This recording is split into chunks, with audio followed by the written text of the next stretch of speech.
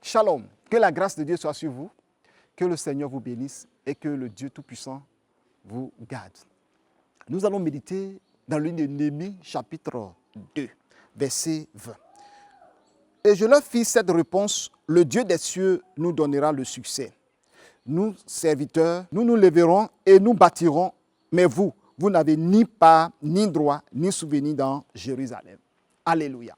Bien-aimés en Christ, voici un message très important à ceux qui sont nos détracteurs, ceux nos persécuteurs, ceux qui ne veulent pas que tu sois dans une position de succès, de réussite, qui veulent toujours t'empêcher de voir la gloire du Seigneur. C'est à eux que s'adresse ce message. Il y a des personnes qui persécutent sans cause. Jésus a dit dans le livre d'Ésaïe, ils m'ont haï sans cause. Vous comprenez? Donc, lorsque nous lisons dans les Écritures, nous voyons que Néhémie qui avait décidé de rebâtir les murailles de Jérusalem. Parce que les murailles ont été détruites. Les murailles ont été détruites. Donc, Néhémie a pris la résolution, après avoir cherché la face de Dieu, aller regarder, voir les ruines qui sont tombées. Et Néhémie a décidé de rebâtir. Néhémie est parti voir le roi. On lui a donné l'ordre de faire. Mais il y avait 3 personnes, Sanballat, Tobija et Geshem, qui étaient des ennemis des Juifs, des ennemis d'Israël. Et qui se moquaient. Écoutez, cette muraille, quand Néhémie avait commencé à rebâtir avec le peuple d'Israël, ils se sont mis là et dit, mais que font ceux-là? Si un renard quitte là-bas, il se lance, il va faire tomber les murs. Comment un renard peut faire tomber des murs construits de mains d'hommes, des pierres? Renard, quelle force! Ce sont des moqueurs. Vous voyez, quand dans la vie tu veux faire quelque chose et que tu as des difficultés, tu as la détermination pour le faire, il y a des moqueurs. Il y a des gens qui viennent te dire, non, ça là, ça n'a pas marché. Ça là, telle personne a fait, elle a échoué. Ou même avec des regards moqueurs et de mépris qui t'empêchent de le faire. Mais Néhémie va libérer une parole parce que ceux-là, c'est Tobija, Sanballat et Geshem, étaient des personnes agaçantes qui ne voulaient même pas que le peuple de Dieu puisse rebâtir la muraille. Pourquoi? C'est à cause de la jalousie, la méchanceté. Bien-aimé, tu as commencé à faire quelque chose, laisse-moi te dire que tu es arrivé jusqu'au bout. Et Néhémie va dire ceci en Néhémie chapitre 2, verset 20. Et je leur fis cette réponse. Le Dieu des cieux nous donnera le succès. Ce que tu fais, tu auras le succès. N'abandonne pas, ne délaisse point. Va jusqu'au bout et tu verras la gloire de Dieu. Parce que le Dieu des cieux, il n'est mis à lever la main vers les cieux. Il dit, le Dieu des cieux nous donnera le succès. Ce que tu le fais, ne te décourage pas. Va jusqu'au bout, persévère, sois fidèle. Soit dans la persévérance, soit dans le courage, dans l'affermissement. Ne te laisse pas distraire, ne te laisse pas décourager par des moqueurs, des personnes qui t'attaquent d'une manière ou d'une autre, qui d'autres même vont jusqu'à aller t'atteindre physiquement. Vous comprenez? Parce que la suite, ils sont venus même faire la guerre avec le peuple d'Israël. Parce que les murailles avançaient. Quand tu commences quelque chose, au départ, on se moque de toi. Hein? On se moque, on voit comment tu avances et que tu avances un peu. Ils se moquent, ils voient que tu avances. À un moment donné, ils vont changer de comportement.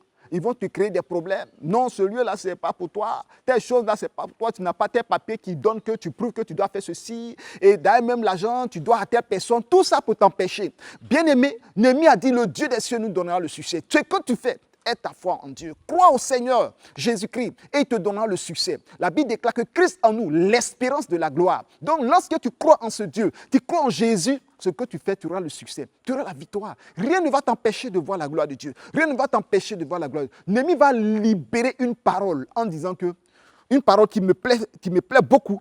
Il dit, nous, serviteurs, nous nous lèverons et nous bâtirons. Mais vous n'avez ni part, ni droit, ni souvenir dans Jérusalem. Ces personnes qui s'opposent à toi, toi, lève-toi et fais ce que Dieu te dit de faire. Toi, lève-toi, ne te décourage pas, ne baisse pas les bras. Et toi, serviteur de Dieu, serviteur ou homme d'affaires, quel que soit ce que tu fais dans la vie, lève-toi, fais, avance. Mais ces personnes n'auront ni part, ni droit, ni argent, ni récompense, ni héritage dans ce que tu fais.